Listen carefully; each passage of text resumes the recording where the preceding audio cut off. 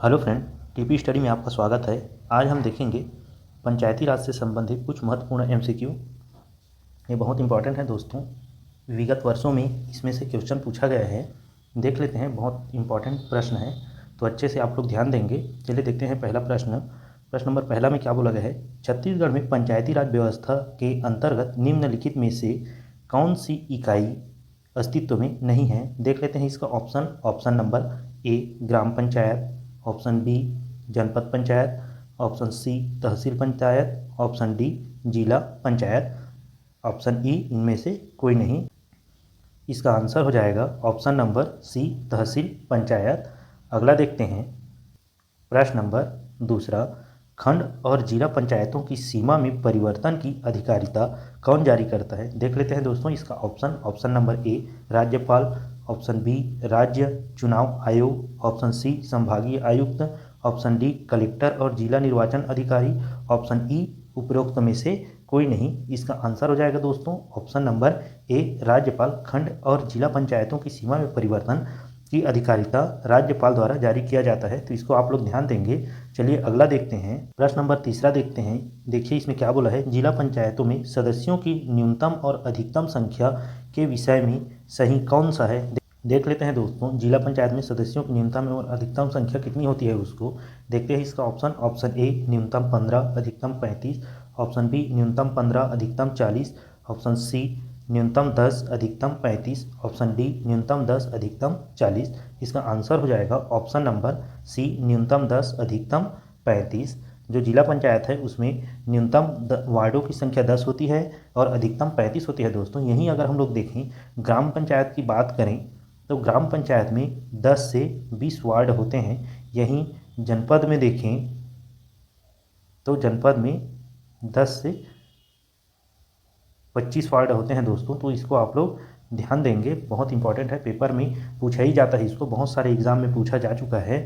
देखिए इसमें CGPSC ADA 2020 के एग्ज़ाम में पूछा है इसको।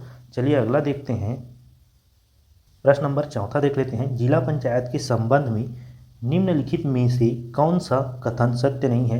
देखिए दोस्तों यहाँ जिला पंचायत के संबंध में कौन सा कथन सत्य नहीं है पूछा गया है। देख लेते हैं इसका ऑप्शन ए राज्य सरकार न्यूनतम 10 निर्वाचन क्षेत्रों के साथ एक जिला पंचायत का गठन करेगी, ऑप्शन बी राज्य सरकार अधिकतम 35 निर्वाचन क्षेत्रों के साथ एक जिला पंचायत का गठन करेगी, ऑप्शन सी जहां तक हो सकता है कि प्रत्येक निर्वाचन क्षेत्र की जनसंख्या 50,000 रखी जाएगी, ऑप्शन डी राज्य सरकार न्यूनतम 15 और अधिकतम 25 निर्वाचन क्षेत्रों के साथ एक जिला पंचायत का गठन करेगी। इसका आंसर हो जाएगा ऑप्शन नंबर डी सत्य नहीं है दोस्तों। राज्य सरकार न्यूनतम 10 और अधिकतम 25 निर्वाचन क्षेत्रों के साथ एक जिला पंचायत का गठन करेगी। 15 और 25 नहीं होता दोस्तों, 10 से 35 होता है जिला पंचायत का।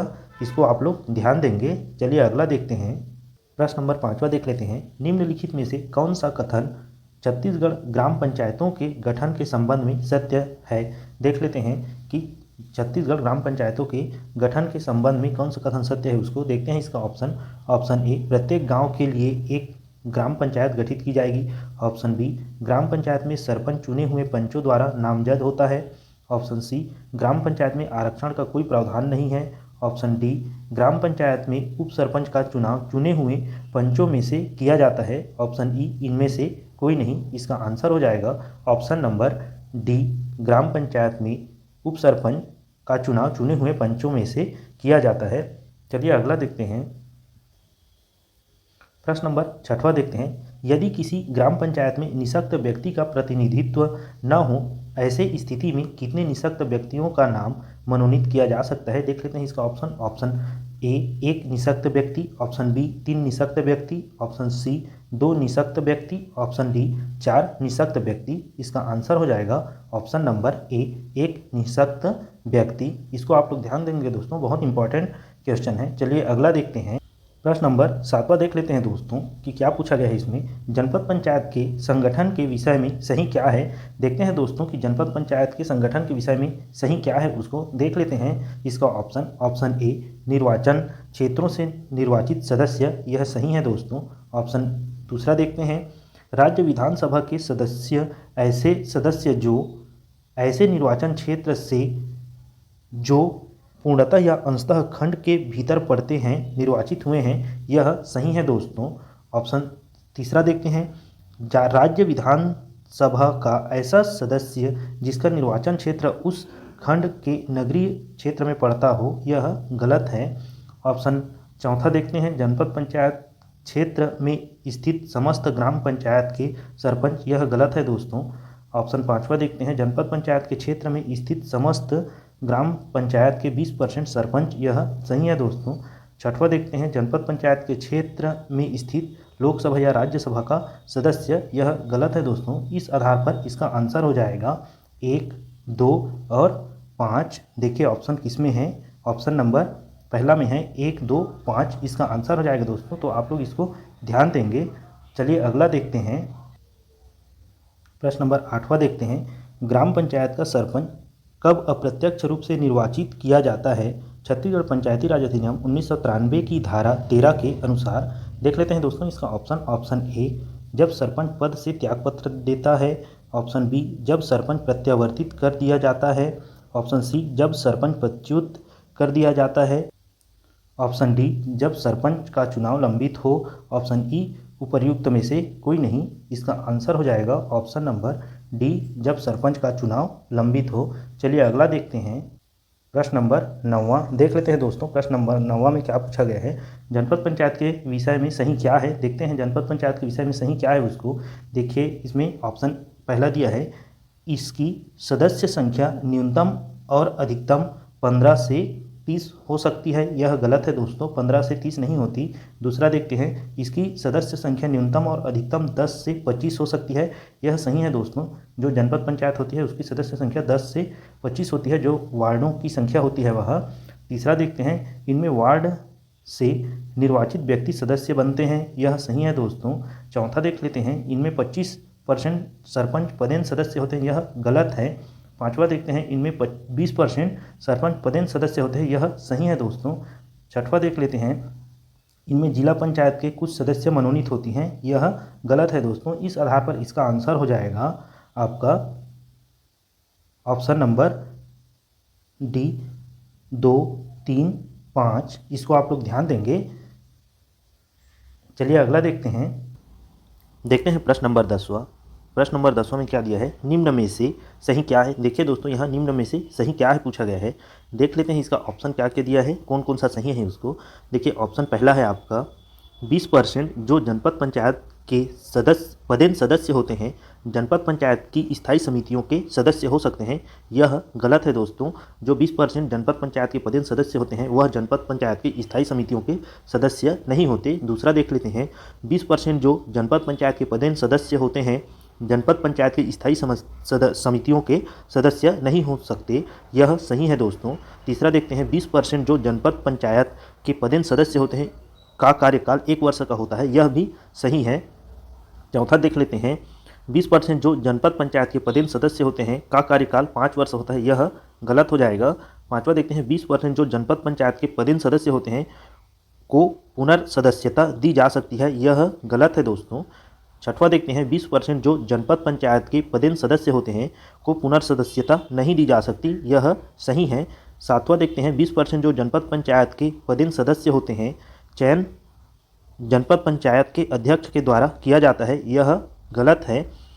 आठवां देखते हैं, 20% जो जनपद पंचायत के पदेन सदस्य होते हैं का चयन लाट पद्धति से किया जाता है, यह सही है दोस्तों। देखिए दोस्तों, जो ग्राम पंचायत के सरपंच होते हैं, पूरे जितने भी सरपंच होते हैं उसका 20% जनपद पंचायत के पदेन सदस्य के रूप में रहते हैं, जिनका चयन लॉटरी के माध्यम से किया जाता है। इसको आप लोग ध्यान देंगे। इस आधार पर इसका आंसर हो जाएगा ऑप्शन नंबर डी, 2, 3, 6 और 8। इसको आप लोग ध्यान देंगे, बहुत इंपॉर्टेंट क्वेश्चन है दोस्तों, ऐसा पेपर में पूछा जाता है। चलिए अगला देखते हैं, प्रश्न नंबर 11 में पूछा गया है सही क्या है। देख लेते हैं इसमें सही क्या है उसको। देखते हैं ऑप्शन पहला, जनपद पंचायत का अध्यक्ष ब्लॉक के एक निर्वाचन क्षेत्र का प्रतिनिधित्व करता है, यह सही है दोस्तों। दूसरा देख लेते हैं, जनपद पंचायत का अध्यक्ष जनपद पंचायत के निर्वाचित सदस्यों द्वारा चुना जाता है, यह भी सही है। तीसरा देख लेते हैं, जनपद पंचायत का अध्यक्ष सामान्य प्रशासन समिति का पदेन अध्यक्ष होता है, यह भी सही है। चौथा देखते हैं जनपद पंचायत का अध्यक्ष जिला पंचायत की स्थायी समिति का पदेन सदस्य होता है। यह गलत है दोस्तों, स्थायी समिति का पदेन सदस्य नहीं होता, जो जनपद पंचायत के अध्यक्ष होते हैं वो। तो इसको आप लोग ध्यान देंगे, इस आधार पर इसका आंसर हो जाएगा ऑप्शन नंबर सी 1, 2, 3। चलिए अगला देखते हैं, प्रश्न नंबर 12 देख लेते हैं। जिला पंचायत की रचना के संबंध में क्या सही है, देख लेते हैं दोस्तों। जिला पंचायत की रचना के संबंध में क्या है, उसको सही क्या है उसको देखते हैं। इसका ऑप्शन पहला, जिले के मतदाताओं द्वारा निर्वाचित सदस्य, यह सही है। दूसरा देखते हैं, जिले से निर्वाचित लोकसभा सदस्य, यह गलत है दोस्तों। तीसरा देखते हैं, जिले से निर्वाचित लोकसभा सदस्य जिनका निर्वाचन क्षेत्र पूरी तरह से नगरीय क्षेत्र नहीं आता, यह सही है। पूरी तरह से नगरीय क्षेत्र नहीं आता, अंशतः या पूर्ण रूप से जो नगरीय क्षेत्र में नहीं है उसको जिला पंचायत के रचना में शामिल किया जाता है। चौथा देख लेते हैं, विधानसभा सदस्य जो उस जिले से निर्वाचित होता है, यह गलत है। पांचवा देखते हैं, विधानसभा सदस्य जो उस जिले से निर्वाचित है और जिनका निर्वाचन क्षेत्र पूरी तरह से नगरीय क्षेत्र में नहीं आता, यह सही है। छठवां देख लेते हैं, जिले के जनपद पंचायत के सभी अध्यक्ष, यह सही है। सातवां, जिले के जनपद पंचायत के 20% अध्यक्ष, यह गलत है दोस्तों। इस आधार पर इसका आंसर हो जाएगा ऑप्शन नंबर डी 1, 3, 5, 6 सही है। इसको आप लोग ध्यान देंगे। चलिए अगला देखते हैं, प्रश्न नंबर 13 देखते हैं दोस्तों। जिला पंचायत के पदेन सदस्य कौन होते हैं, देख लेते हैं कि जिला पंचायत के पदेन सदस्य कौन होते हैं उसको। देखिए, इसको CGPSC ADD SO 2018 के पेपर में पूछा गया है। यह बहुत इंपॉर्टेंट है दोस्तों, इसको पेपर में पूछा जा सकता है, तो अच्छे से आप लोग ध्यान देंगे। देखते हैं इसका ऑप्शन पहला दिया है, निर्वाचन क्षेत्रों से निर्वाचित सदस्य, यह गलत हो जाएगा दोस्तों।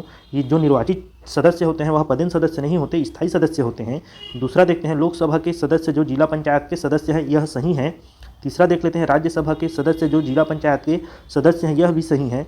चौथा देखते हैं, राज्य विधानसभा के सदस्य जो जिला पंचायत के सदस्य होते हैं, यह भी सही है। पाँचवा देख लेते हैं, जनपद पंचायत के अध्यक्ष, यह भी सही है। छठवां देखते हैं, ग्राम पंचायतों के 20% सरपंच, यह गलत हो जाएगा दोस्तों। इस आधार पर इसका आंसर हो जाएगा ऑप्शन नंबर बी 2, 3, 4 और 5। इसको आप लोग ध्यान देंगे दोस्तों, पेपर में पूछा जा सकता है। चलिए अगला देखते हैं, प्रश्न नंबर 14 देख लेते हैं। जिला पंचायत के अध्यक्ष के चुनाव में कौन वोट दे सकता है, देखते हैं दोस्तों कि जिला पंचायत के जो अध्यक्ष होते हैं उनके चुनाव में कौन वोट दे सकता है उसको। देखते हैं इसका ऑप्शन पहला, जिला पंचायत के निर्वाचित सदस्य। दूसरा, विधायक जो जिला पंचायत के पदेन सदस्य हो। तीसरा, सांसद जो जिला पंचायत के पदेन सदस्य हो। चौथा, जनपद पंचायत अध्यक्ष जो जिला पंचायत के पदेन सदस्य हो। इसका आंसर हो जाएगा दोस्तों ऑप्शन नंबर ए, केवल पहला। जो जिला पंचायत के निर्वाचित सदस्य होते हैं दोस्तों, वही जिला पंचायत के अध्यक्ष के चुनाव में वोट देते हैं, अन्य सभी नहीं देते। जो पदेन सदस्य होते हैं वो वोट नहीं देते। इसको आप लोग ध्यान देंगे, बहुत इंपॉर्टेंट क्वेश्चन है। देखिए, इसको CGPSC असिस्टेंट HYD 2020 में पूछा गया है। अगला देख लेते हैं, प्रश्न नंबर 15, जनपद पंचायत और जिला पंचायत के अध्यक्षों में समानता क्या होती है। देखते हैं दोस्तों, जो जनपद पंचायत होते हैं और जिला पंचायत होते हैं उनके अध्यक्ष जो होते हैं उनमें क्या समानता पाई जाती है उसको देखते हैं। ऑप्शन पहला है, दोनों अप्रत्यक्ष रूप से चुने जाते हैं, यह सही है दोस्तों। दूसरा है, दोनों मूलतः संस्था के सदस्य के रूप में चुने जाते हैं, यह भी सही है। तीसरा देख लेते हैं, दोनों को अविश्वास प्रस्ताव द्वारा पदच्युत किया जा सकता है, यह भी सही है दोस्तों। चौथा देखते हैं, दोनों समान जनता का प्रतिनिधित्व करते हैं, यह गलत हो जाएगा दोस्तों, क्योंकि दोनों समान जनता का प्रतिनिधित्व नहीं करते। जो जनपद पंचायत अध्यक्ष होते हैं वह 5000 जो जनता होते हैं उनके निर्वाचन क्षेत्र में उनका प्रतिनिधित्व करते हैं, जबकि जिला पंचायत अध्यक्ष होता है वह 50,000 जनता का प्रतिनिधित्व करते हैं। तो इसको आप लोग ध्यान देंगे। इसका आंसर हो जाएगा ऑप्शन नंबर सी 1, 2, 3। चलिए अगला देखते हैं, प्रश्न नंबर 16 देख लेते हैं। जनपद पंचायत अथवा जिला पंचायत में निर्वाचित सदस्यों के अलावा कौन सदस्य हो सकते हैं। देख लेते हैं दोस्तों, जो जनपद पंचायत और जिला पंचायत है उसमें निर्वाचित सदस्यों के अलावा और कौन सदस्य होते हैं उसको देखते हैं। इसका ऑप्शन ए, नामांकित सदस्य। ऑप्शन बी, पदेन सदस्य। ऑप्शन सी, राज्यपाल द्वारा नियुक्त सदस्य। ऑप्शन डी, अल्पसंख्यक सदस्य। ऑप्शन ई, इनमें से कोई नहीं। इसका आंसर हो जाएगा ऑप्शन नंबर बी, पदेन सदस्य होते हैं दोस्तों। जनपद पंचायत और जिला पंचायत में पदेन सदस्य होते हैं। देखिए, जनपद पंचायत में 20% सरपंच जो होते हैं वह पदेन सदस्य होते हैं। साथ ही विधानसभा के जो सदस्य होते हैं जो इसके क्षेत्र में आते हैं वे पदेन सदस्य होते हैं। जिला पंचायत में वैसी जो जनपद पंचायत के अध्यक्ष होते हैं वो पदेन सदस्य होते हैं। साथ ही जो लोकसभा के सदस्य होते हैं वे होते हैं और राज्यसभा के जो सदस्य होते हैं वे जिला पंचायत के पदेन सदस्य के रूप में होते हैं। तो इसको आप लोग ध्यान देंगे, बहुत इंपॉर्टेंट है। देखिए इसको CGPSC असिस्टेंट प्रोफेसर 2016 के पेपर में पूछा गया है, तो बहुत इंपॉर्टेंट क्वेश्चन है दोस्तों, आप लोग ध्यान देंगे इसको। चलिए अगला देख लेते हैं। प्रश्न नंबर 17 देखते हैं। निम्नांकित में से कौन सा अधिकारी पंचायती राज से प्रत्यक्षतः संबंध है। देख लेते हैं दोस्तों को कौन सा अधिकारी है वह पंचायती राज से प्रत्यक्ष रूप से संबंध रखता है उसको। देखते हैं इसका ऑप्शन ए उपखंड अधिकारी, ऑप्शन बी तहसीलदार, ऑप्शन सी मुख्य कार्यपालन अधिकारी, ऑप्शन डी संभागीय आयुक्त, ऑप्शन ई इनमें से कोई नहीं। इसका आंसर हो जाएगा ऑप्शन नंबर सी मुख्य कार्यपालन अधिकारी। अगला देख लेते हैं। प्रश्न नंबर 18 देखते हैं। ग्राम पंचायत के सरपंच का चुनाव कौन नहीं लड़ सकता। देख लेते हैं दोस्तों, जो ग्राम पंचायत में सरपंच होते हैं उनका चुनाव कौन नहीं लड़ सकता उसको देख लेते हैं। इसका ऑप्शन ए संसद सदस्य, ऑप्शन दूसरा विधान मंडल का सदस्य, ऑप्शन तीसरा सहकारी समितियों का सभापति, ऑप्शन चौथा सहकारी समिति का उपसभापति, ऑप्शन पांचवा सहकारी समिति का सदस्य। इसका आंसर हो जाएगा दोस्तों ऑप्शन नंबर ए पहला, दूसरा, तीसरा, चौथा। जो संसद सदस्य होते हैं, विधानमंडल के सदस्य होते हैं, सहकारी समिति के सभापति होते हैं और सहकारी समिति के उपसभापति होते हैं, वे सरपंच का चुनाव नहीं लड़ सकते। सहकारी समिति के जो सदस्य होते हैं दोस्तों वो सरपंच का चुनाव लड़ सकते हैं। इसको आप लोग ध्यान देंगे, बहुत कन्फ्यूजन होता है ऐसे क्वेश्चन में, तो इसको विशेष रूप से ध्यान देंगे आप लोग, बहुत इंपॉर्टेंट क्वेश्चन है। देखिए इसको व्यापम पेपर में पूछा गया है। चलिए अगला देख लेते हैं। प्रश्न नंबर 19 देखते हैं। प्रश्न नंबर 19 में क्या पूछा गया है, वैध क्या नहीं है। देखिए दोस्तों यहाँ वैध क्या नहीं है पूछा है। देखते हैं इसका ऑप्शन ए एक विधायक जो जनपद पंचायत का पदेन सदस्य है बैठक में भाग लेने के लिए प्रतिनिधि नामित कर सकता है। ऑप्शन बी एक लोकसभा सदस्य जो जिला पंचायत का पदेन सदस्य है बैठक में भाग लेने के लिए प्रतिनिधि नामित कर सकता है। ऑप्शन सी एक राज्यसभा सदस्य जो जिला पंचायत का पदेन सदस्य है बैठक में भाग लेने के लिए प्रतिनिधि नामित कर सकता है। ऑप्शन डी एक महिला सरपंच ग्राम पंचायत और जनपद पंचायत की बैठकों में भाग लेने के लिए अपने पति को नामित कर सकती है। इसका आंसर हो जाएगा दोस्तों ऑप्शन नंबर डी एक महिला सरपंच ग्राम पंचायत और जनपद पंचायत की बैठकों में भाग लेने के लिए अपनी पति नामित कर सकती है। तो इसको आप लोग ध्यान देंगे, ये तीनों किया जा सकता है दोस्तों, लेकिन ये जो डी है नहीं किया जाता। महिला सरपंच द्वारा अपने पति को बैठक में भाग लेने के लिए नामित नहीं किया जाता। तो इसको आप लोग ध्यान देंगे, बहुत इंपॉर्टेंट क्वेश्चन है। देखिए इसको CGPSC प्री में पूछा गया है दोस्तों। चलिए अगला देख लेते हैं।